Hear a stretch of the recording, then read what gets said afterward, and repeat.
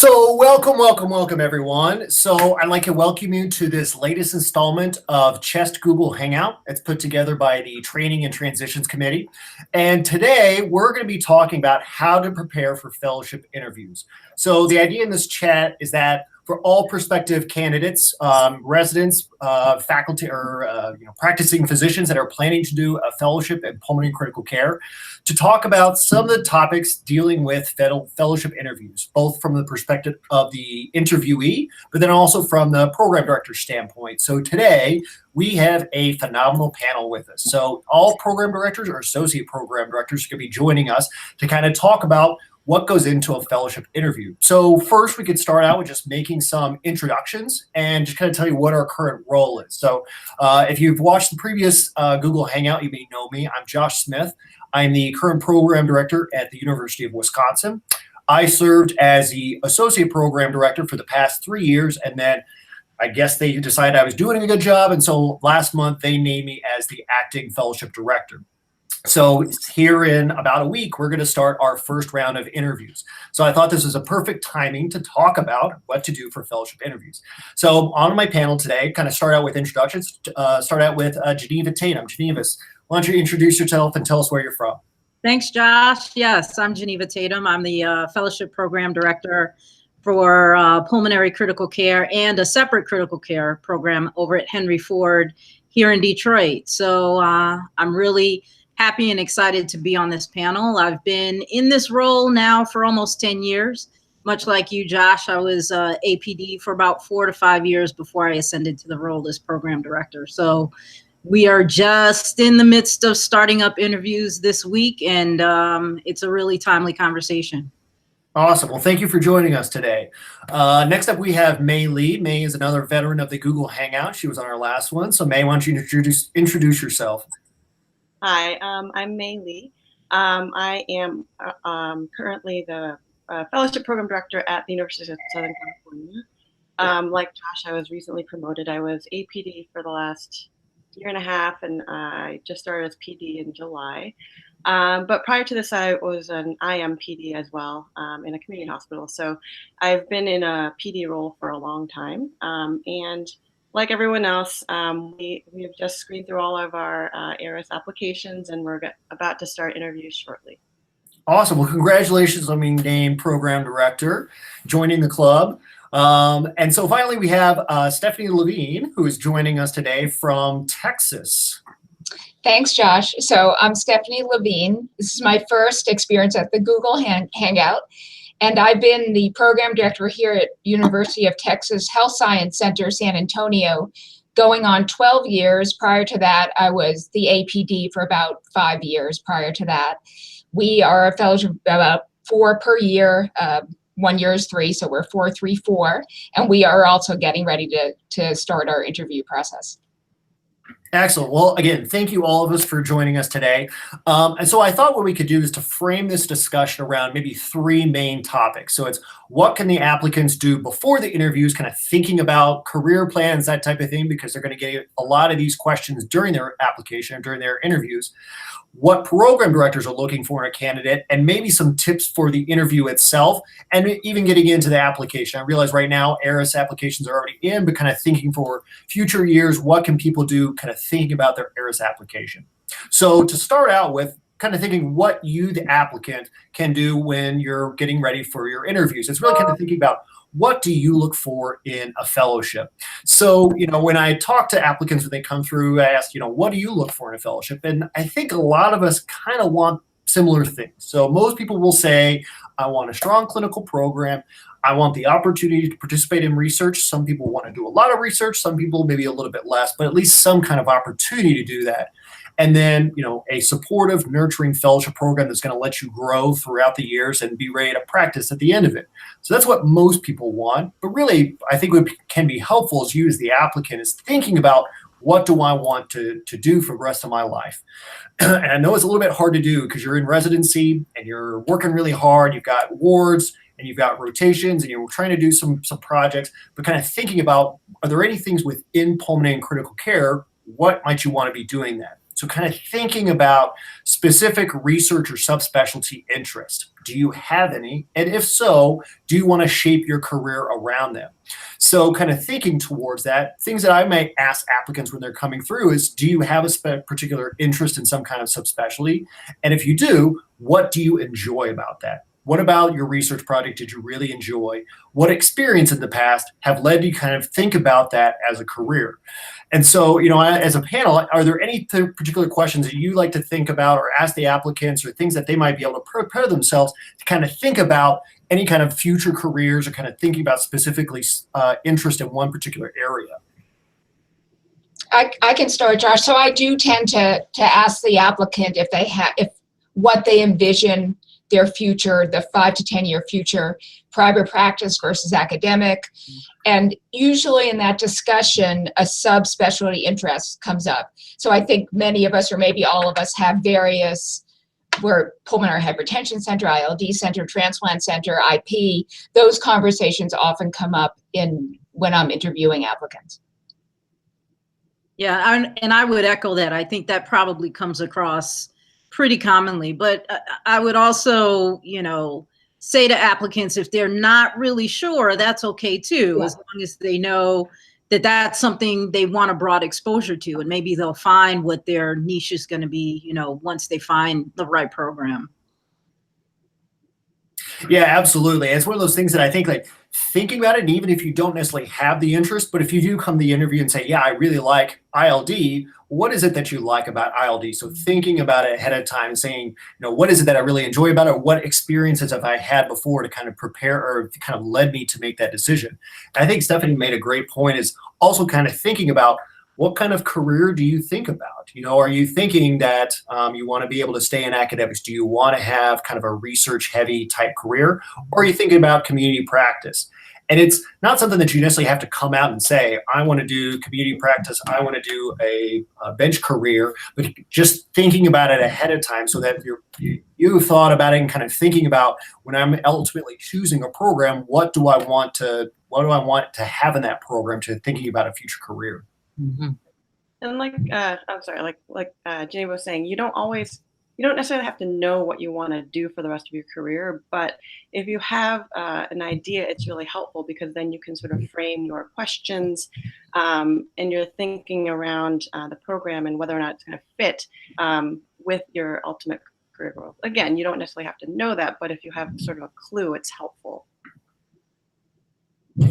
Yeah, I think just the exercise of sitting down and thinking about, what do I kind of want to do? And even if you don't know, that's definitely okay. But going through that process, I think, will help prepare you as you go through these interviews, and kind of asking specific questions at each institution. So as much it is to kind of prepare you for the interview itself, we're kind of preparing for comparing and contrasting the different programs and where you're going through, and what do I kind of want to look for in a program. So if you go through the exercise and think about, what would I like to do for the rest of my life, then it can kind of help about, what do I want to, what program may be better suited to help me career plan. Mm-hmm. Ultimately, I think a lot of it has to do with fit, personality fit, and also just, if you are, interested in ILD, you want to make sure that the program that you're interviewing for has an ILD program, right? And so it is helpful just to, sit down ahead of time and just think about what your goals are and what your aims are, and tailor your program search to that. Absolutely. I think another thing that'd be helpful as well is, when you're kind of going through and putting your applications out there in ARIS, a lot of us will put a broad net out there. To think about, is there a particular area that I want to go to? Is there a part of the country that really kind of draws me, whether it be East, Midwest, South, West? Is there something that really kind of ties me to that area, or is really kind of attracting me? I can speak from my own experience. I only interviewed at 3 programs. It was because I had, my wife was still in training at the time, and so I couldn't really cast out a broad net. But thinking about, where would I like to practice, or where would I like to train, and then with that, I don't think it's necessarily a bad thing to be telling those people when you're interviewing, say, hey, I want to come out to LA because my family's out here. I know I might have done my residency somewhere else, but I'm really looking to come back because I love the area out here. So thinking about, is there a particular area, and what particular about that area is kind of drawing you to it, or even the specific institution? Yeah, I think that's an important question, Josh. We here in San Antonio get a lot of a military connection too, that their spouse or their significant other maybe here for military training, and so that's a common draw to our area. But I think that's important, why often someone's coming from somewhere else, but they have family in Texas or family in San Antonio, and I think that's an important thing to elicit at the interview. Yeah, definitely. And I think it's not necessarily a bad thing to mention it as well. It's when we are kind of sitting down and thinking about applicants during our kind of rank list process, like, what is there any particular tie that brings them to our institution, particularly for me being in a flyover seating in Madison, is like, what tie is there to Wisconsin that may want to bring someone to train in my program? Yeah, I would agree. Go ahead. Sorry. No, I would echo all those sentiments. I think it's really important for a program, if there's a particular interest because of that, to let the program know, because that makes a big difference in terms of trying to figure out who's most interested. Mm-hmm. Right. Yeah, like I said, local ties are actually very important. Mm-hmm. If someone has a tie, we're more likely to take that candidate seriously. So, it doesn't necessarily have to be family or whatever it is that's drawing you to that particular area. It's good to mention that, because it really does help with our ranking process. Excellent. Well, did you guys have any other kind of further advice for the applicant itself? We can start talking about what program directors might be looking for.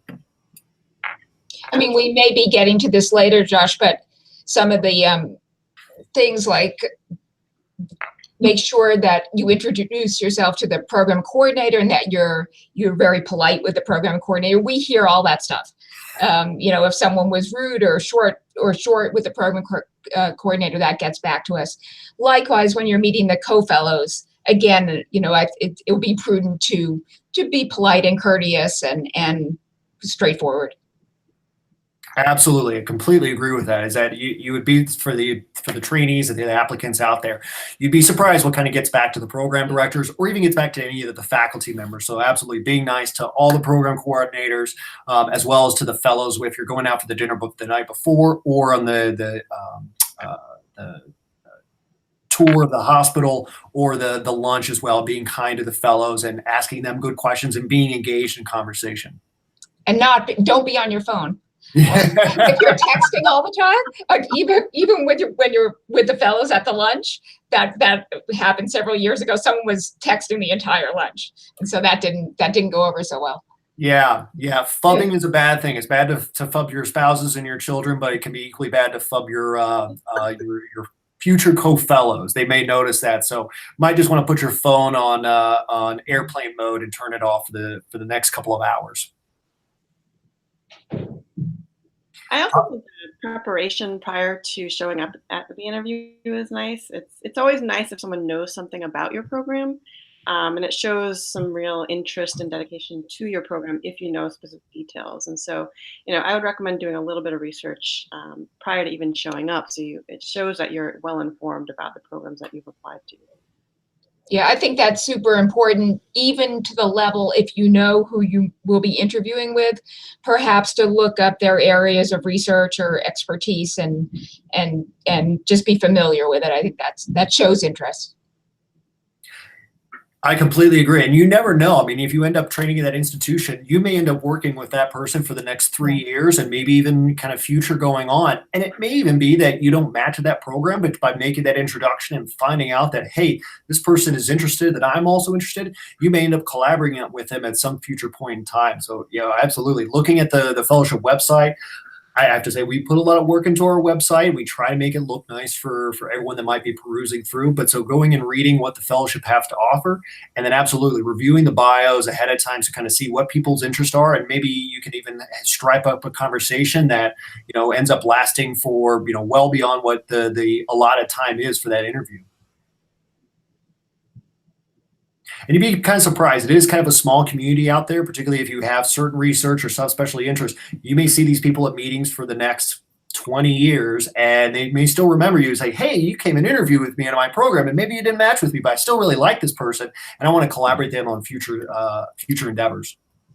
I think other things that kind of preparing for the interview day itself is to kind of think about what the kind of great work that you've done. And so what I will often tell my residents that come through is, don't be afraid to sell yourself. When you're actually sitting down for your interview day, talk about the things that you've done. And it can be anything. It can be the research that you've done, being the awards that you've been granted, whether it be a teaching award or the Good Samaritan or the Good Citizenship Award. Don't be afraid to advertise that stuff when you're sitting there.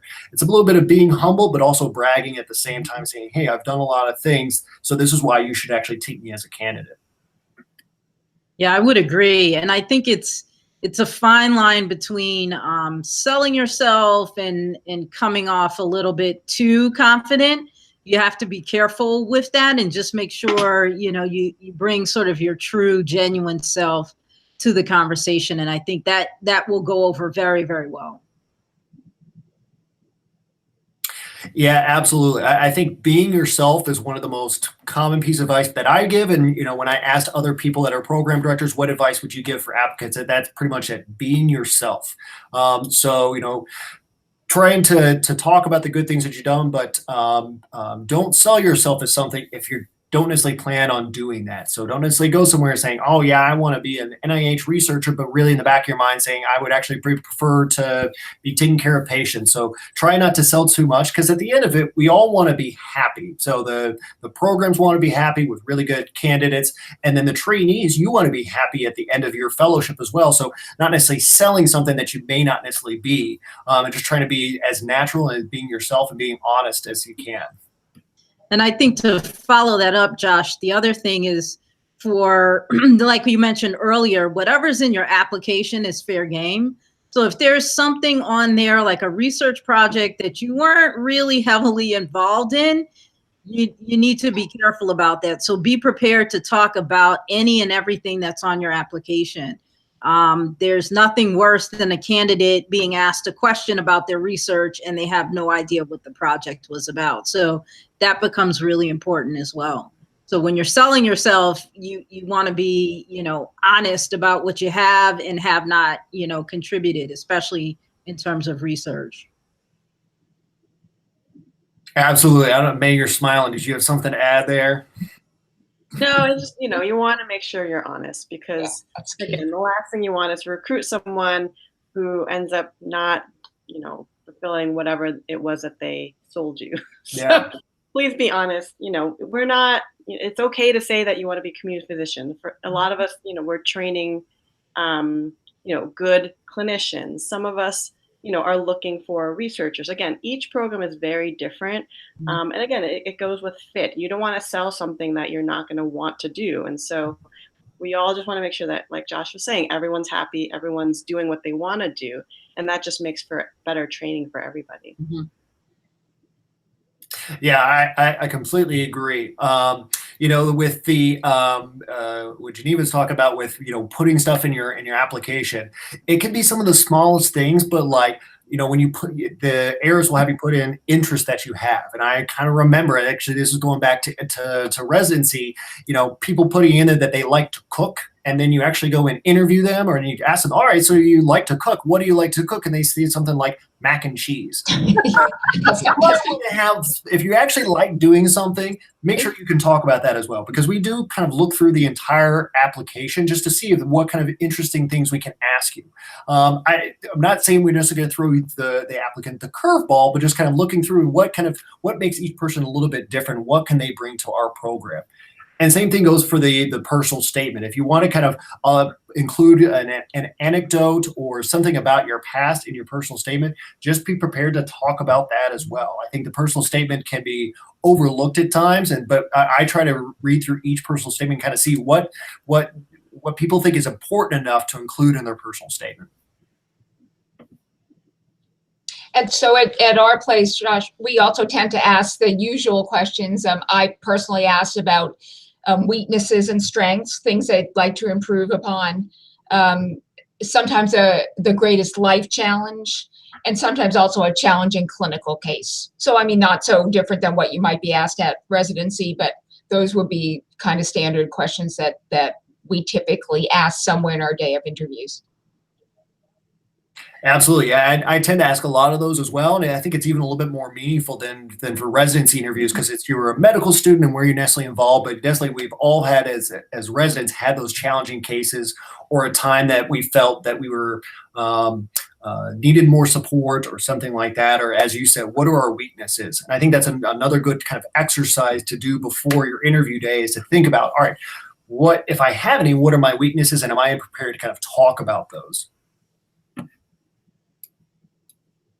So I think, from the other standpoint of thinking about the applicant, I think the other thing we can talk about is since we're all program directors, what do we kind of look for in a trainee and a future fellow? And May kind of brought up this term a couple of times. It's talking about the right fit. And I think maybe it's helpful to kind of think about talk about what does that mean to each of us? Because every training program is going to be a little bit different. So you've got this spectrum from clinical to research, and kind of we all fall somewhere in the middle of there. Is like, what do we kind of emphasize in our program? So for me, when I kind of think about the right fit, my program tends to be a little bit more on the clinical side than the research side. And so I look for a candidate that is going to be prepared, is interested in coming into a clinical program and kind of being the first line and the last line of defense for patients that are in our hospital and need to come to the ICU and are really eager for that opportunity.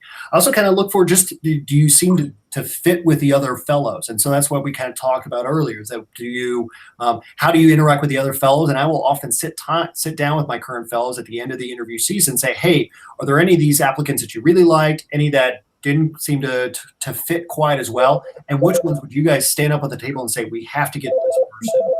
So to me, that's kind of the right fit. Is that like kind of just getting this overall gestalt of where the fellow kind of fits in with our other current fellows. So same go ahead, May.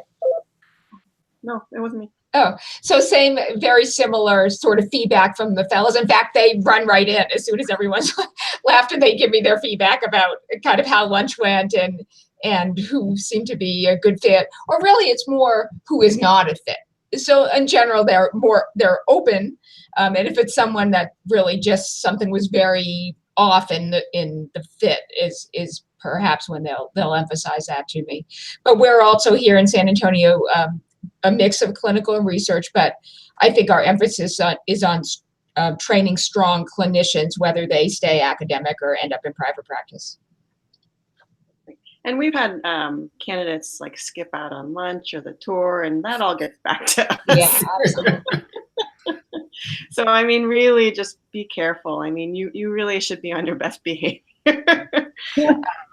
And yeah, the word of the fellows really matters. I mean, we're looking for people who will get along with everybody, like the fellows especially, because it really is a fairly tight-knit community. I mean, you're going through some fairly difficult clinical training. And so to be able to get along with and collaborate and work together with your co-fellows and, ancillary staff and nursing is very, very important to us. Yeah, and I would echo that. Our program is very large, clinical heavy and, high volume, high acuity place. So, we're always looking for people who are willing to sort of accept that degree of responsibility straight out of the gate. And so for us, it's again, what everybody mentioned. I think also it becomes important for as program directors, at least in my mind, to think about, again, what that candidate looks like and be able to articulate that so that the candidate knows maybe this is a great program for me or, has an idea of how they would mesh with the overall goals of the programs.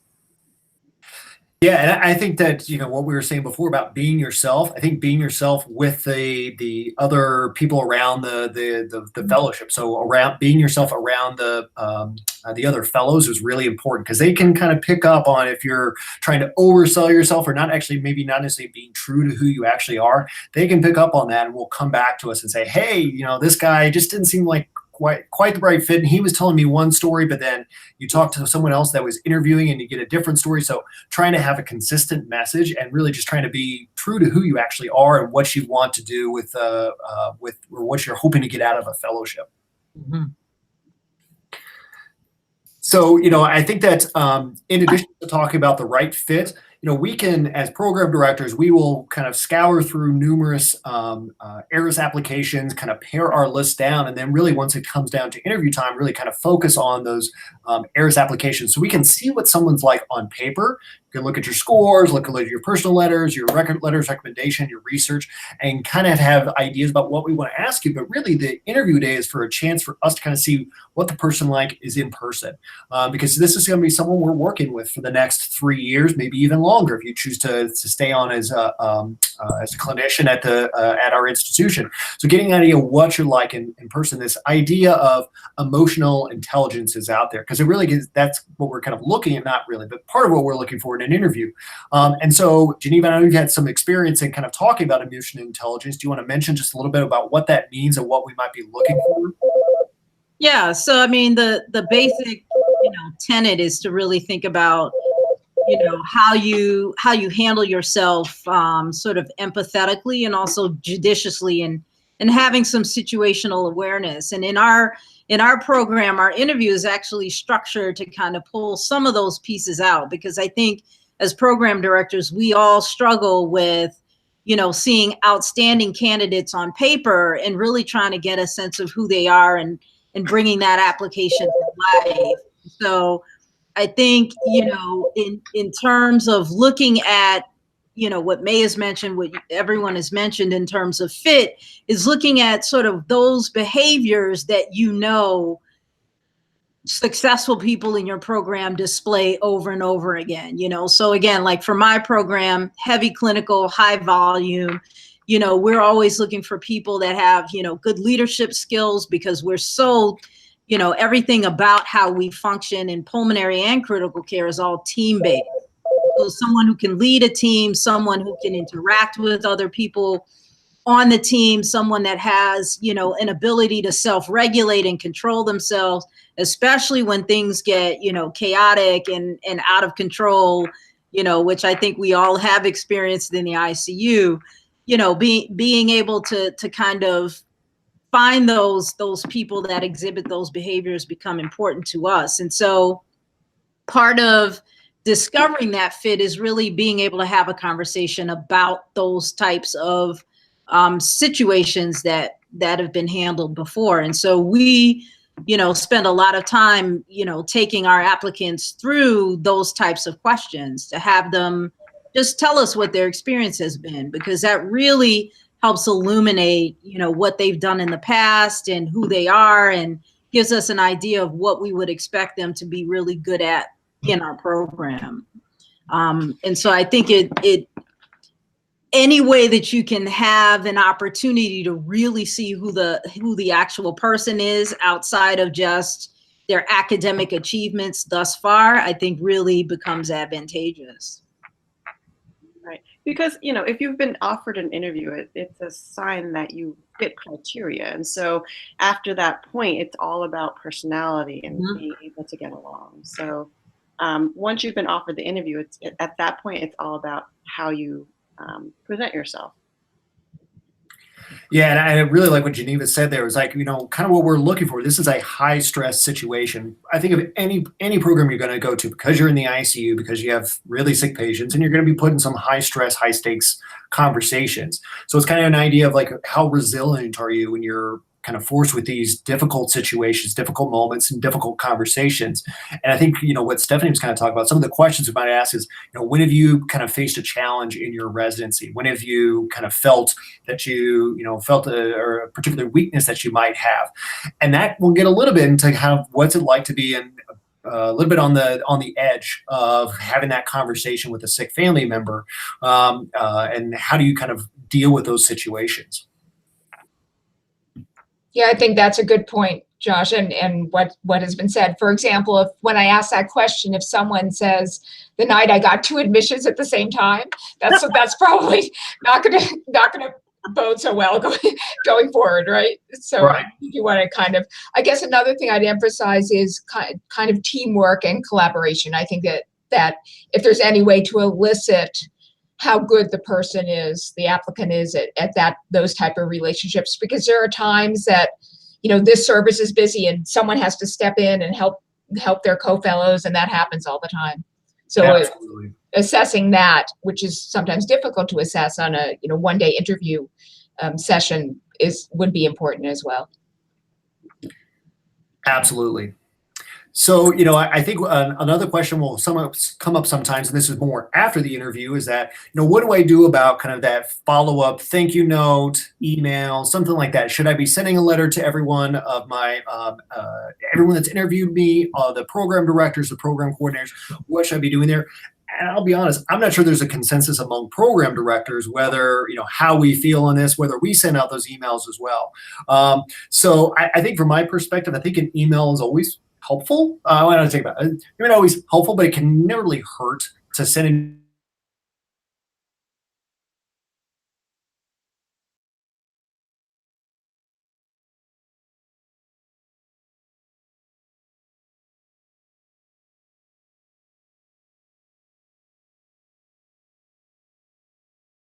program eventually. Yeah. Yeah, I'm fine with an email also, and to say something specific, not a completely generic email that you could substitute in, UT San Antonio for Wisconsin, for Henry Ford, for UCLA, USC. So that type of email is fine. I agree, it doesn't hurt at all. Yeah, I would echo that. And I think also if you can ask not only specific, but if there's a specific question about the program, something still lingering that wasn't answered, or you have a specific interest in an area that program is known for, I think it never hurts to communicate that. Because again, that will keep you in the minds of the program director and the selection committee when it comes down to rank list selection time. And it just shows interest. I mean, we always note who sends a note and who doesn't. Not that we necessarily do anything with that information, but at least we know who's given us some feedback and showed some real interest. And sometimes I send an email to each interviewer, I should say. Sometimes it's just to me, but sometimes that I get forwarded emails from the other faculty that have interviewed an applicant, forwarding that email to me as well. Absolutely. And so, yeah, if there's someone in particular that you had a great interview with, or you think that, hey, I would really like to work with this person going forward, kind of making those specific points, say, hey, like, I really enjoyed our interview. I think that I could see myself working with you. And even if it's not the program director, that will probably get passed on at some point in time, because we all kind of come together at the end of interview season and kind of talk about each of the applicants and their merits and kind of where we should have them on our rank list.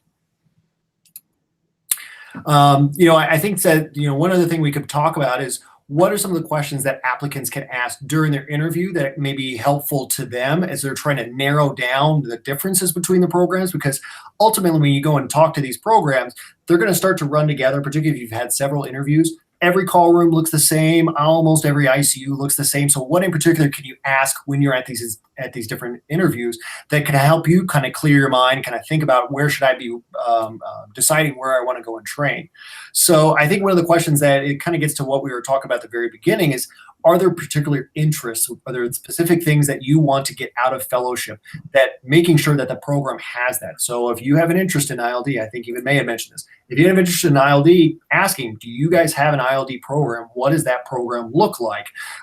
Do I have a particular interest in a specific area of research or a particular quality improvement? Do I want to, I need to know if your institution can offer this opportunity for me, if that's really important to me. You don't want to be one of these people that is so focused on one particular area of research, and then you go and select a program and they don't actually have that. So asking that question during your interview to get an idea of, do they have the things that are going to set me up best for my career? I mean, another question which is often answered kind of in the overview of the program is, what do people tend to do after graduation, if that hasn't been previously answered? I wouldn't go down to the level of, what is the call schedule like in detail? That might be best reserved for the fellow conversation, I think, than perhaps with the PD or the rest of the faculty.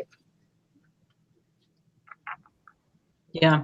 And I think also, whether or not there's some flexibility in the schedule to really pursue a specific area of interest, in a bit more depth, again, whether it's, ILD or transplant or PH or whatever the case may be, I think is always something to bear in mind as well. I mean, back to the strengths and weaknesses, that's I think fair game for, you know, in a polite way to ask the program director, what do they think are the strongest aspects of their programs, and what things are they perhaps not as strong in? And that's a question that I get often. Mm-hmm. And we're a big center that has subspecialties in almost everything. But right now at our big hospital, we don't have an active ECMO program. I can provide that training at another close nearby institution, but for a program as big as we are and a good sized transplant program, we do not currently have an active ECMO program. We send them to the military or to one of the private hospitals in town. Yeah, I think another good question is, you know, we'll kind of ask applicants about themselves, but the applicants can ask back to us and say, well, what exactly are you looking for in a program? And I think what it will kind of get at is what we've kind of talked about is, what does the program kind of highlight, or what is, as a program director or as any kind of interviewer, what do you see as the strengths of the program, and what do you kind of look for in an applicant when they're coming to train with you? So do you want someone that's going to come in and put out a whole bunch of research papers, or are you looking for an applicant that's going to, or a fellow that comes in and is really going to be able to fit in well and be able to kind of handle a heavy clinical load? So asking the program director or anyone else that's interviewing, what do you guys kind of look for in a patient? Or sorry, in a fellow. Sorry, I'm just going to text on my computer about a patient.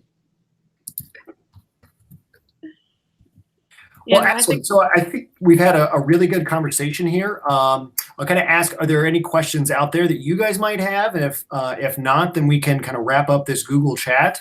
And certainly you can reach out to Chest if there's other areas that you guys would like us to focus on in these Google Hangouts.